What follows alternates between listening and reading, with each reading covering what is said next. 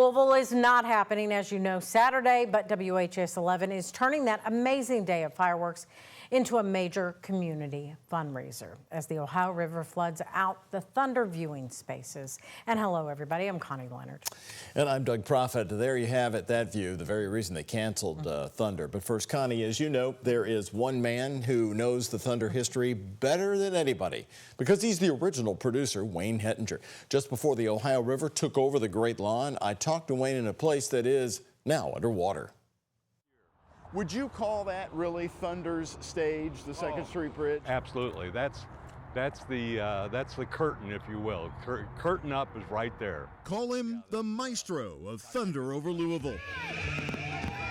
Wayne Hettinger, its current and original producer, turns 80 years old in July. Doug, I know it sounds tongue-in-cheek, but as long as I can do it. But now in 2025, no air show, it's canceled. The fireworks will stay dark in 2025, going right back into the canisters for next year. It's got to get really serious before we would cancel it because everything's in place.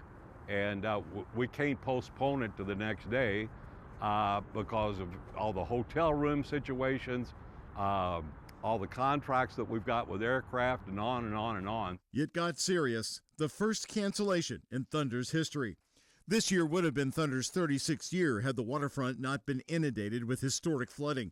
Before the flood, we sat down at the dry Great Lawn and talked about the event that is truly his baby. Somehow I was blessed all the way. I've been doing what I want to do all my adult life. So why would I give that up? I mean, and you know me well enough. I'm not going to sit at home and be happy twiddling my thumbs.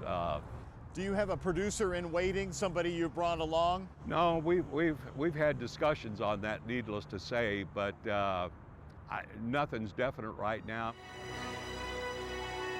Along the way, Wayne revealed some interesting tidbits about some Thunder favorites, like that giant American flag that used to be pulled through the sky by a helicopter. The American flag on it, it was like as soon as they would start flying, that weight would swing back in motion, and then the flag would turn into a cigar. It would just roll up. So it was add more weight, more weight, more weight. It ended up being like 600 and something pounds of concrete at the bottom of it. And the fireworks waterfall right off the 2nd Street Bridge, which had to be stopped. When that stuff goes off, there's a good deal of debris and gunpowder, if you will, and it put markings on the bridge. And of course, that was a major problem. The first finale that everyone thinks is really ending the show after 28 minutes, but is actually fake. We wanted a minute shutdown. We didn't want it to go any longer than that. We were going to lose people. It's called the false finale, but why?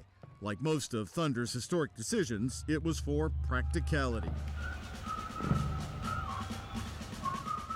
There used to be a lot of smoke, so we purposely did that to let the show settle down for a minute, let the smoke settle down, so we could shoot the finale.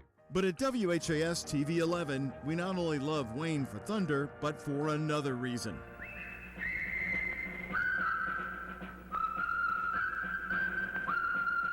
Wayne was one of our original artists and graphic designers when WHAS TV moved out of the Courier-Journal building to 6th and Chestnut in 1968. I was right there when the building that you're all presently are in, it was their first day in that building. And his most famous work as an animator for us is this simple cartoon that opened the mid-morning show called Omelette with Milton Metz and Faith Lyles. That was pretty much it. And omelet, it was like, well, an omelet's an egg, you know, so we're going to break some eggs. So I thought it'd be fun just to have a chick bust through the eggshell and come out. So yeah, that was the first of my animations. To make the 30-second clip, Wayne had to create frame-by-frame animation.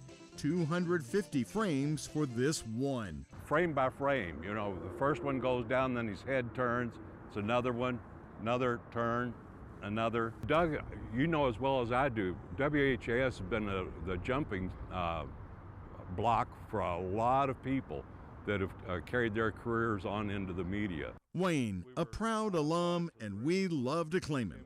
And as I walked with him viewing his grand theater of thunder, it struck me that mind-free creativity also created Louisville's most show-stopping moment, next to the fastest 2 minutes in sports. From the get-go, it was always showing our pride not only for the city and the Derby Festival, but for our country.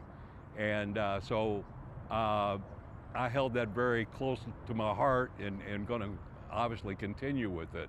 And it's become a highlight with the crowd, and I'm thankful for that. Wow, I had no idea he created that show.